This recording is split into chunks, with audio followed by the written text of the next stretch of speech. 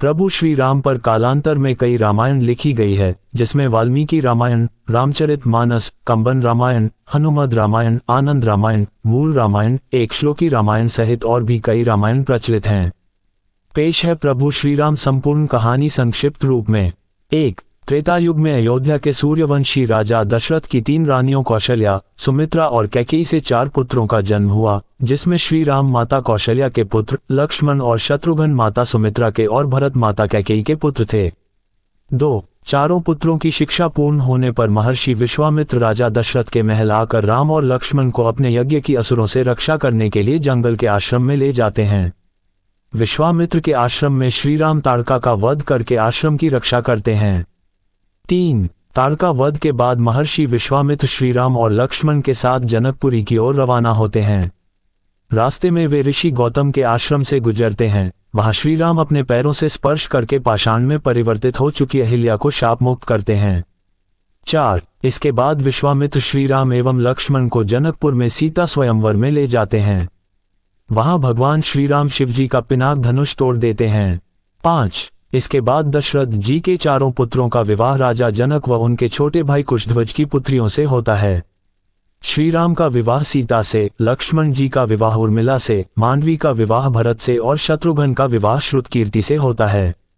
6. देवासुर संग्राम में दशरथ का रानी कैकेयी ने साथ दिया था। दशरथ 2 वरदान मांगने का वचन देते हैं। श्री राम के राज्याभिषेक की तैयारी के दौरान मंथरा के उकसाने पर रानी कैकेयी श्री राम को 14 वर्ष का वनवास और अपने पुत्र भरत को अयोध्या का राजा बनाने का वरदान मांगती है। 7. प्रभु श्री राम अपने पिता दशरथ के वचन को निभाने के लिए अपनी पत्नी सीता और भाई लक्ष्मण के साथ सन्यासियों का वेश धारण करके नियमों के तहत 14 वर्ष के लिए जंगल में चले जाते हैं। 8. प्रभु श्री राम, लक्ष्मण और माता सीता को निषादराज केवट नाव से गंगा पार कराते हैं। श्री राम पारितोषिक देना चाहते हैं तो केवट कहता है कि जिस तरह मैंने तुम्हें गंगा पार कराया, उसी तरह आप भी मुझे और मेरे परिवार को इस भवसागर से पार करा देना। 9. दंतकवन में रावण की बहन शूर्पणखा सुंदर अप्सरा नयनतारा का रूप धरकर कुटिया के बाहर बैठे श्री राम से विवाह करने का कहती है। श्री राम के इनकार करने पर वह लक्ष्मण से जिद करती है। फिर वह माता सीता को मारने दौड़ती है। ये देखकर लक्ष्मण जी उसकी नाक काट देते हैं। 10. अपनी कटी हुई नाक को लेकर शूर्पणखा अपने भाई और दंडक वन के असुर राजा खर और दूषण के पास पहुंचती हैं।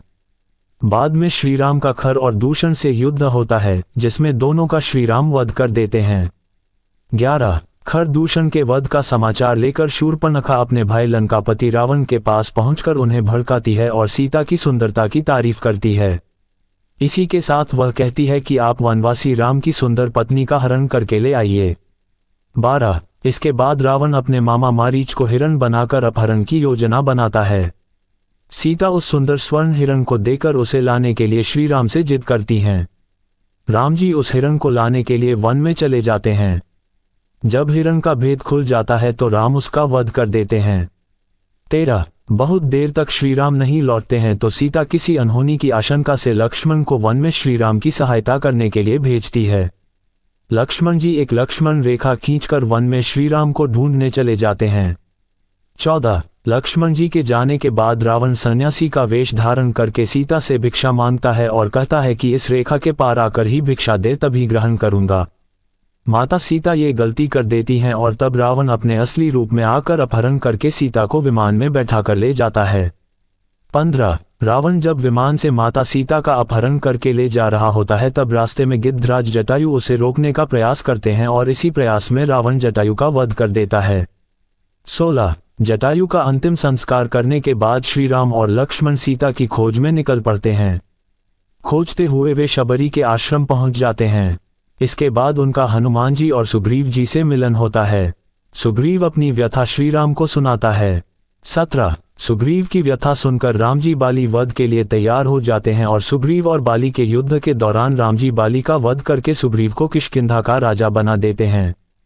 18. सीता की खोज में जामवंत के कहने पर हनुमान जी को अपनी शक्तियों का आभास होता है और वे समुद्र लांघकर अशोक वाटिका पहुंच जाते हैं। वहां उनकी विभीषण से भेंट होती है। इसके बाद वे माता सीता को श्रीराम की अंगूठी देकर श्रीराम के बारे में बताते हैं। 19. इसके बाद हनुमान जी को मेघनाद बंधक बनाकर रावण के समक्ष खड़ा करता है तो वे रावण को श्रीराम के समक्ष समर्पण करने या युद्ध के लिए तैयार रहने के लिए कहते हैं। ये सुनकर रावण उनकी पूंछ में आग लगवा देता है। हनुमान जी अपनी जलती हुई पूंछ से लंका को जला देते हैं। 20 लंका दहन के बाद हनुमान जी विभीषण की मुलाकात श्रीराम से कराते हैं और तब नल और नील की योजना से समुद्र पर सेतु का निर्माण किया जाने लगता है।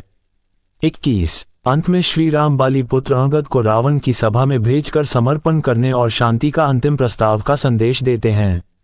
रावण नहीं मानता है तो अंगद अपनी शक्ति का प्रदर्शन करके चेतावनी देकर लौट आता है। 22 इसके बाद राम और रावण का युद्ध होता है। तीसरे दिन के युद्ध में श्री राम का कुंभकर्ण से युद्ध होता है और तब कुंभकर्ण मारा जाता है। कुंभकर्ण और रावण के पुत्रों के मारे जाने के बाद लक्ष्मण मेघनाद का युद्ध होता है। तब मेघनाद राम लक्ष्मण को नागपाश में बांध देता है। फिर गरुड़ जी की सहायता से राम लक्ष्मण को नागपाश से मुक्त कराया जाता है। 23 इसके बाद मेघनाद के प्रहार से लक्ष्मण जी मूर्छित हो जाते हैं। तब हनुमान जी वैद्यराज सुषेण के कहने पर संजीवनी जड़ी बूटी का पहाड़ ले आते हैं। संजीवनी बूटी से लक्ष्मण जी को जब होश आ जाता है तब फिर से उनका मेघनाद के साथ युद्ध होता है और अंत में वे मेघनाद का वध कर देते हैं। 24 इसके बाद राम और रावण का भयंकर युद्ध होता है। विभीषण के बताने पर श्रीराम नाभि में तीर छोड़ते हैं और तब रावण का वध करने के बाद प्रभु श्रीराम अपनी पत्नी सीता और भाई लक्ष्मण के साथ पुष्पक विमान में बैठकर अयोध्या लौट आते हैं। 25 अयोध्या में प्रभु श्री राम, लक्ष्मण और माता सीता का भव्य स्वागत होता है और बाद में उनका राज्याभिषेक होता है। राज्याभिषेक में हनुमान जी, सुग्रीव, जामवंत, अंगद सहित वानर सेना के कई लोग शामिल होते हैं। दोस्तों, उम्मीद है कि आपको यह वीडियो पसंद आया होगा। इस पोस्ट को अपने दोस्तों और परिवार के साथ जरूर शेयर करें और वीडियो को लाइक करें, चैनल को सब्सक्राइब करें और भी ऐसे ही वीडियो देखने के लिए।